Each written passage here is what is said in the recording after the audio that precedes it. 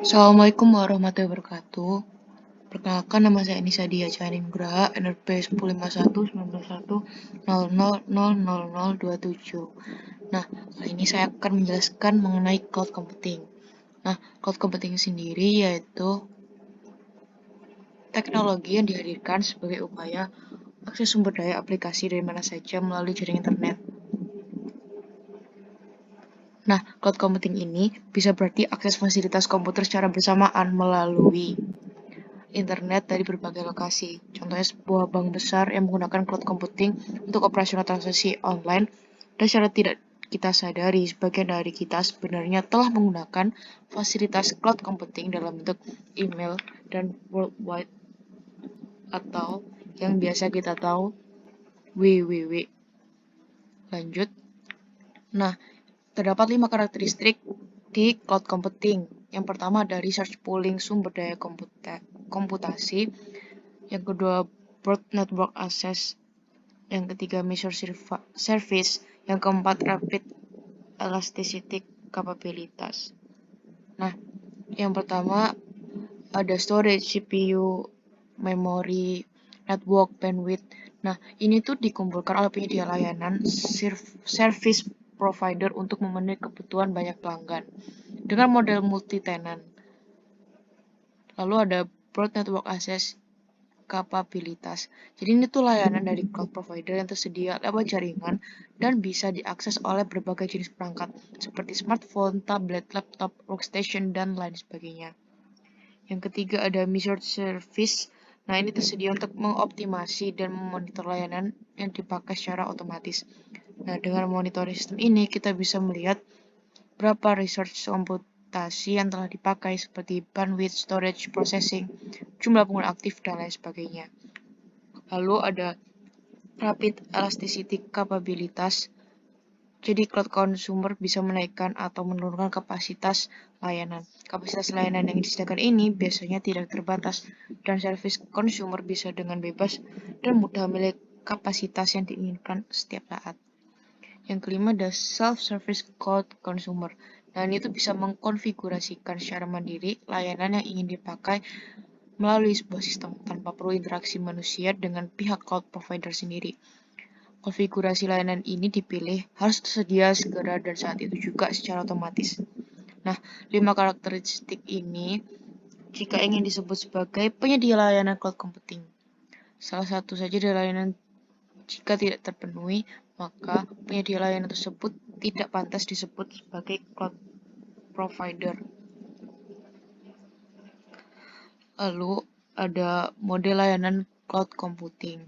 Nah, yang pertama ada Cloud Software as a Service, SaaS.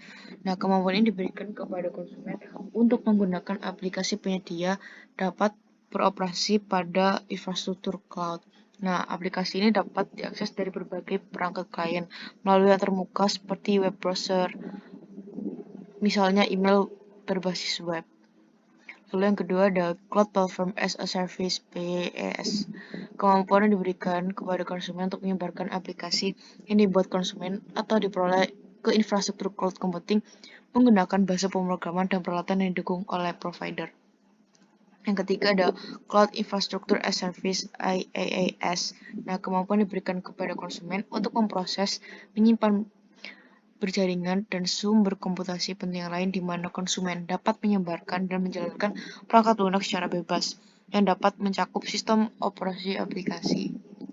Nah, lalu ada model penyebaran cloud computing. Nah, ada 4 model penyebaran cloud computing. Yang pertama ada private cloud. Nah, private cloud ini semata-mata dioperasikan bagi suatu organisasi.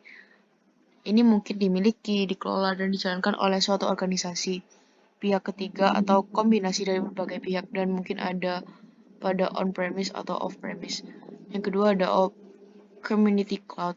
Nah, ini tuh infrastrukturnya digunakan secara bersama oleh beberapa organisasi dan mendukung komunitas tertentu yang telah berbagi concern, misal misi, persyaratan keamanan, kebijakan, dan pertimbangan kepatuhan. Lalu ada public cloud. Ini disediakan untuk umum, untuk kelompok industri besar, dan dimiliki oleh sebuah organisasi yang menjual layanan cloud. Yang terakhir ada hybrid cloud.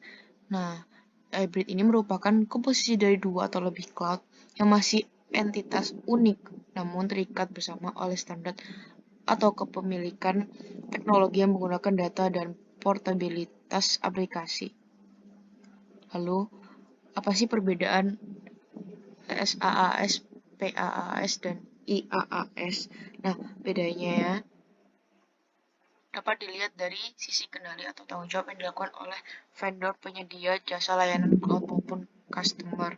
Nah, pada gambar 2, bisa dijelaskan stack jenjang teknologi komputasi dan networking naik hingga ke application.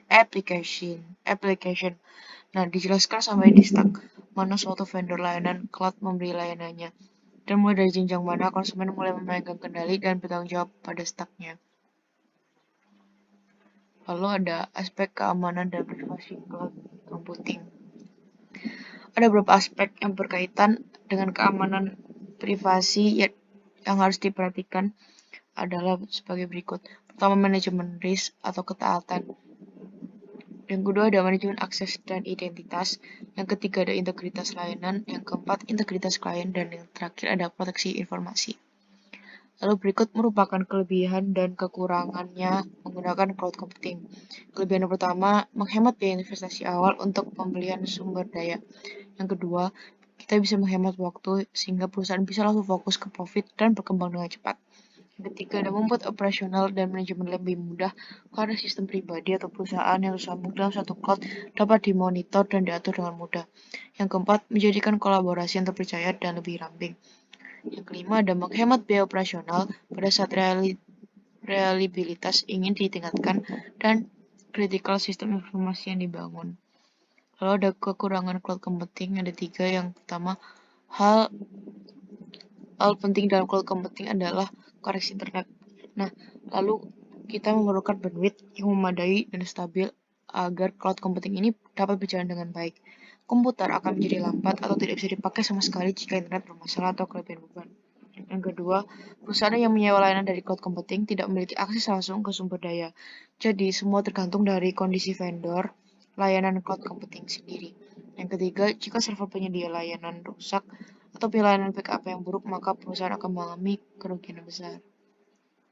Sekian penjelasan saya mengenai cloud computing. Mohon maaf bila ada salah kata. Assalamualaikum warahmatullahi wabarakatuh.